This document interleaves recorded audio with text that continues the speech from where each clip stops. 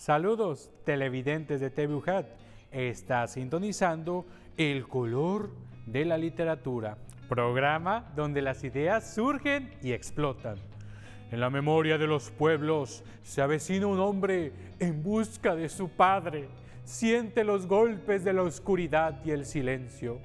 Su soledad dibuja las pequeñas migajas del dolor que comen sus huesos con una introvertida oleada de caminos y desiertos fantasmas en busca de su paz, donde los dientes del diablo y el calor del infierno aumentan en llamas y pesadillas dantescas.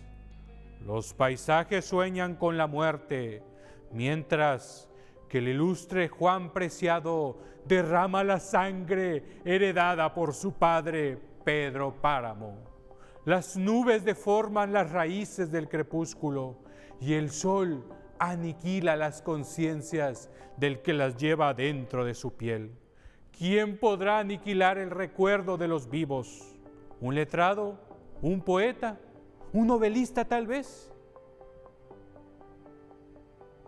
En este capítulo presentamos a uno de los grandes escritores de lengua hispana del siglo XX. Un escritor mexicano considerado por García Márquez y Borges como un maestro de la literatura universal. Un escritor llamado Juan Rulfo.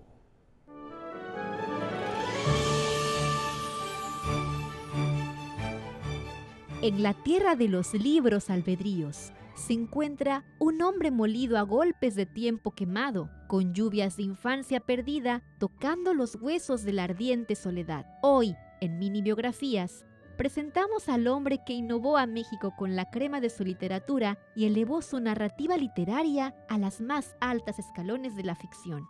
Un escritor llamado Juan Rulfo. Nació en Apulco, Jalisco, en 1917. Su padre fue asesinado cuando él tenía apenas 6 años. Posteriormente, su madre también falleció, por lo que su abuela se hizo cargo de él. Durante su infancia, fue testigo de los episodios violentos de la rebelión cristera, situación que marcó drásticamente su vida y que se vería reflejada en sus obras.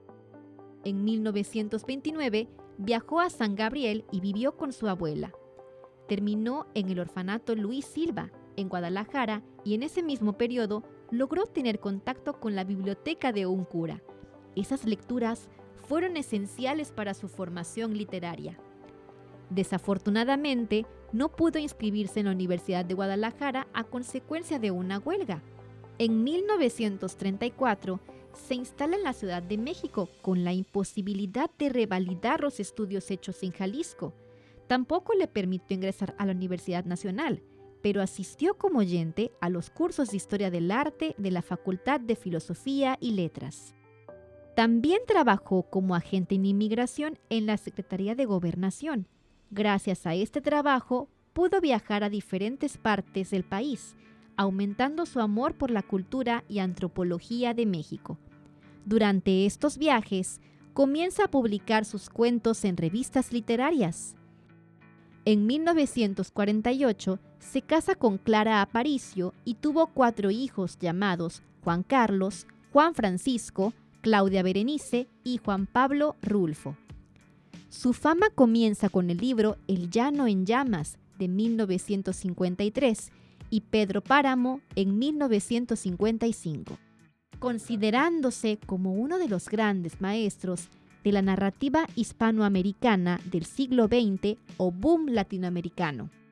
García Márquez, autor de 100 años de soledad, reconoció en un artículo para el diario El País de España en 1995, dedicado a Álvaro Mutis, que leer a Juan Rulfo me ha enseñado por una parte a cambiar mi manera de escribir y por otra a tener siempre bajo el codo una historia diferente para no contar aquella que estoy en el plan de trabajar.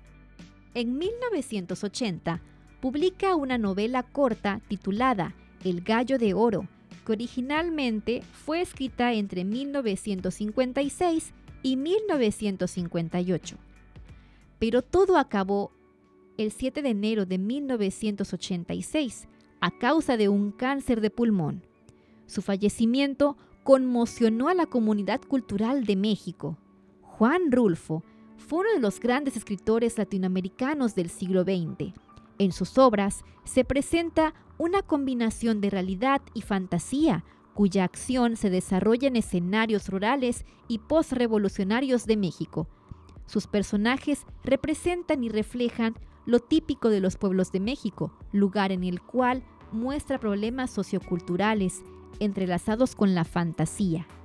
La obra de Rulfo es la novela de innovación de la literatura mexicana que marca el fin de la novela revolucionaria, lo que permitió las experimentaciones narrativas, como es el caso de la generación del medio siglo en México o los escritores pertenecientes al boom latinoamericano.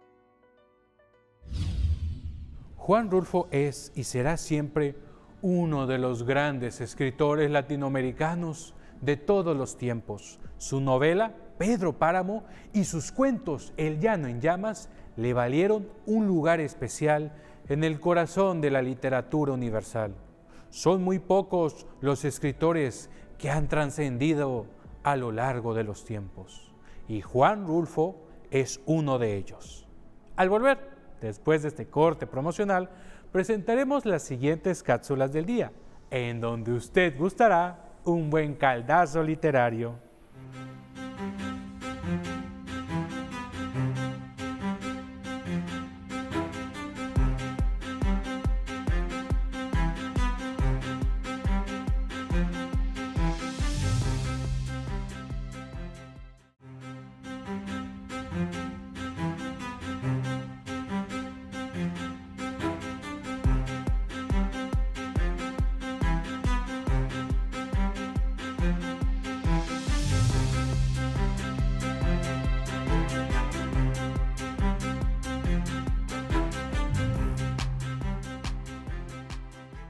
Estamos de regreso. Natalia Ceballos presenta Historias y Raíces Profundas en el Corazón de México. Los 5 libros que se presentarán a continuación te dejarán una oportunidad para conocer más a fondo nuestras raíces mexicanas.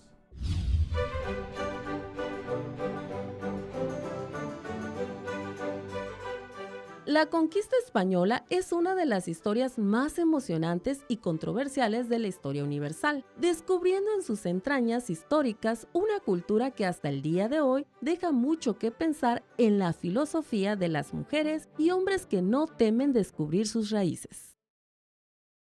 Nuestros mayas, aztecas, olmecas, toltecas y mixtecos crearon su propio infierno y paraíso en las entrañas de México. Y con la llegada de los españoles hubo quema de códices y torturas, pero también una gran civilización de criollos y mestizos. Soy Natalia Ceballos y en la sección de hoy te recomiendo leer 5 libros de la conquista española.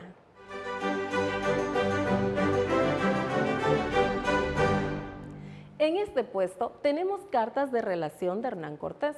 Son una serie de 5 cartas enviadas entre 1519 y 1526 por el propio Cortés al rey Carlos I de España. Dentro de este libro encontrarás cartas describiendo la expedición del conquistador Francisco Hernández de Córdoba y la expedición de Juan de Grijalva, pasando por el arresto de Moctezuma, la matanza del Templo Mayor, la conquista de Tenochtitlán y entre otras más que demuestra por qué este libro vale la pena leer. Cada carta aporta un nivel único de información desde la perspectiva de Cortés. En el puesto número 4 tenemos Visión de los Vencidos, que recopila testimonios indígenas sobre la conquista de México, presentando la perspectiva de los pueblos mexica y otros grupos indígenas ante la llegada de los españoles y la caída de Tenochtitlán. Dentro de sus capítulos destacan la historia del Códice Florentino, historia de Tlaxcala, la llegada de los españoles a Tenochtitlán, la matanza de Cholula, el Códice Ramírez, que aborda el encuentro entre los españoles y el príncipe Itlizóchitl de Texcoco, quien finalmente se convierte al cristianismo, La Noche Triste y entre otras más historias. León Portilla organiza estos relatos para ilustrar la visión indígena, mostrando el impacto emocional y espiritual de la conquista, además de los cambios que ésta trajo consigo.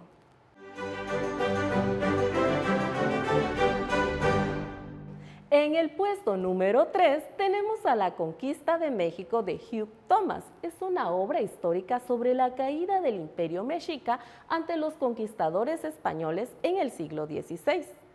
Profundiza en los eventos claves que marcaron la llegada de Hernán Cortés y sus tropas en 1519. Thomas hace una gran reflexión sobre la conquista de México, narrando el encuentro de dos mundos distintos, desenvolviendo un catastrófico dominio de tierras por parte de los conquistadores españoles, en donde las controversias son disparadas por el movimiento histórico de su contenido. Este libro otorga la complejidad de la alianza entre los españoles y varios pueblos indígenas, como los tlaxcaltecas, y el conflicto cultural y político que llevó al fin de la civilización mexica.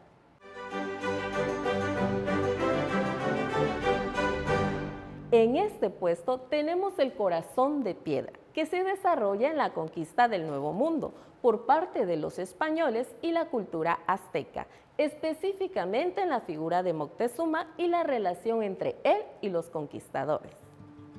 Según Lala Altieri, la tesis fundamental del Corazón de Piedra Verde es la unión del mundo nuevo y viejo, de la vieja España y la América recién descubierta. El encuentro de dos mundos simbolizado en el encuentro primero espiritual y luego físico de Xúchitl y Alonso está dentro de un designio divino y es de una belleza tal que pone la novela en un máximo nivel artístico. La novela es la primera de una serie de 5 libros que Madariaga planeaba escribir sobre la formación del México moderno, desde la época azteca hasta nuestros días. Combina elementos de la ficción y la historia, ofreciendo una visión detallada del marco histórico y cultural de la conquista. Y en el puesto número 1 tenemos Historia Verdadera sobre la conquista de la Nueva España, que es una crónica de la conquista de México por parte de los españoles en el siglo XVI. Bernal Díaz del Castillo ofrece su visión personal y recrea su memoria, transformando su crónica en una obra literaria. Según la doctora en letras Valeria Añón, Bernal Díaz del Castillo acompañó al capitán Hernán Cortés en todas sus expediciones, tanto triunfantes como fallidas. 17 años después, cuando ya es acomodado como encomendero y vecino de la ciudad de Guatemala, decide encarar la escritura de su verdadera historia, tanto para contestar las historias de cronistas oficiales e historiadores. El contenido abarca desde el descubrimiento de México hasta la toma de la Ciudad de México. Bernal Díaz del Castillo describe los sucesos desde su perspectiva, incluyendo la llegada de Hernán Cortés, la lucha contra los aztecas y la conquista de la ciudad.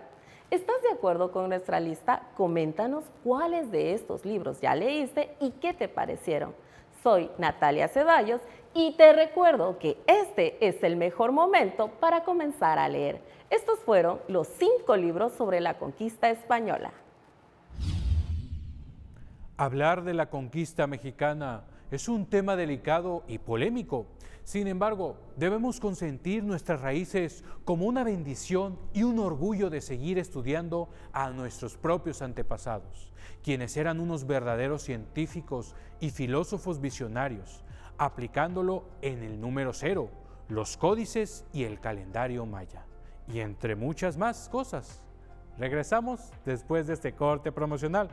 No se despegue y volvemos con más.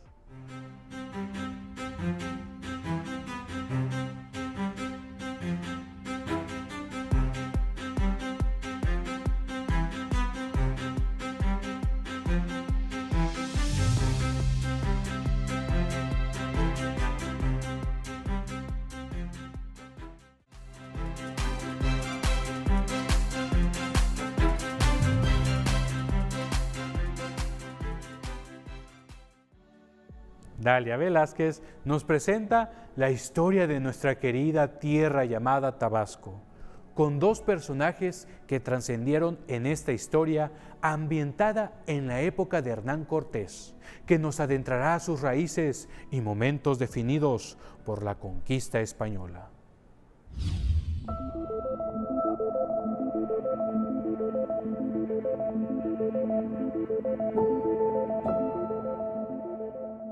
Hoy en Tot Curiosidades vamos a conocer por qué el río Grijalva lleva el nombre de Juan de Grijalva.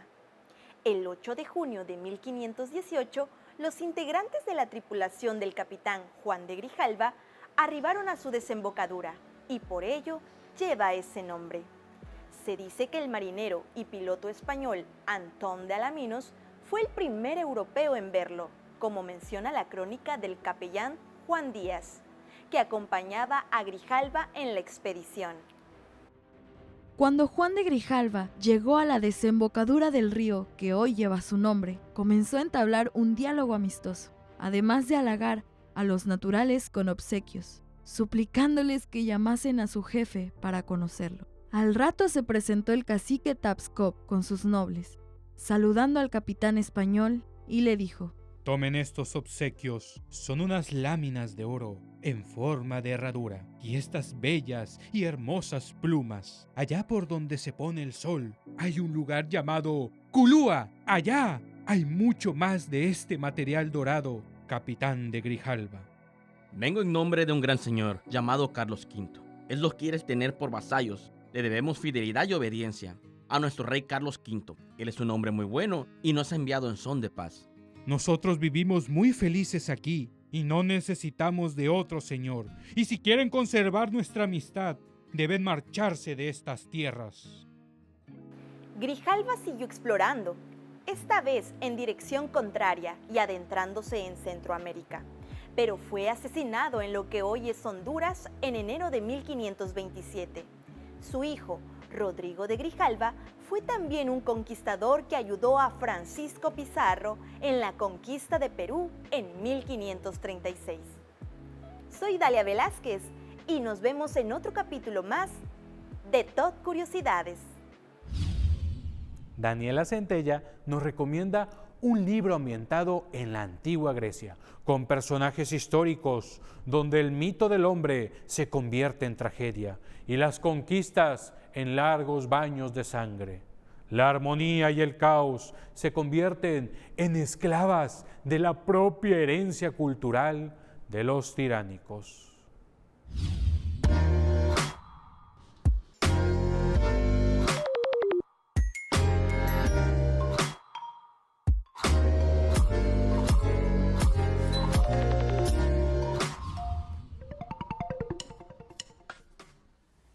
Sean bienvenidos a otro gran capítulo de recomendaciones. El deber más santo de los que sobreviven es honrar la memoria de los desaparecidos. Frase célebre del poeta y diplomático Alfonso Reyes. Hoy, en recomendaciones, presentamos Junta de Sombras.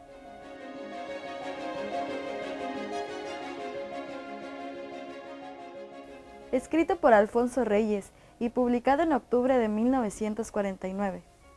En este libro, el autor recuerda o trae a los poetas, filósofos e historiadores griegos para contar su junta de sombras. Se nos invita a contemplar la antigüedad, a sentir sus epopeyas como las sentirían el poeta y quienes lo escuchaban.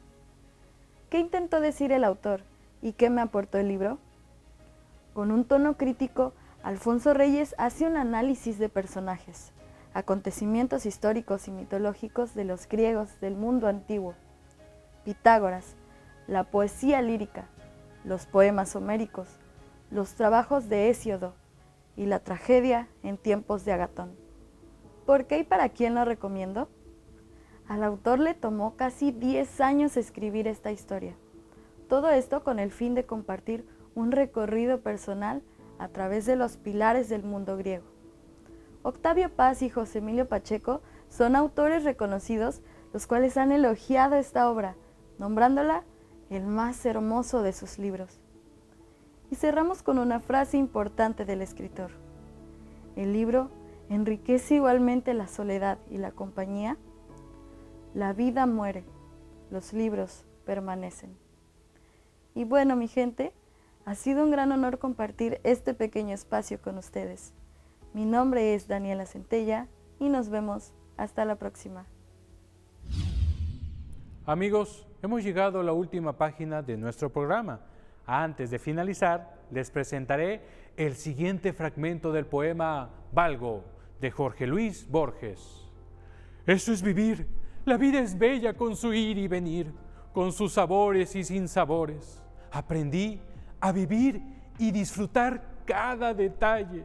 Aprendí de los errores, pero no vivo pensando en ellos, pues siempre suelen ser un recuerdo amargo que te impide seguir adelante, pues hay errores irremediables. Las heridas fuertes nunca se borran de tu corazón, pero siempre hay alguien realmente dispuesto a sanarlas con la ayuda de Dios.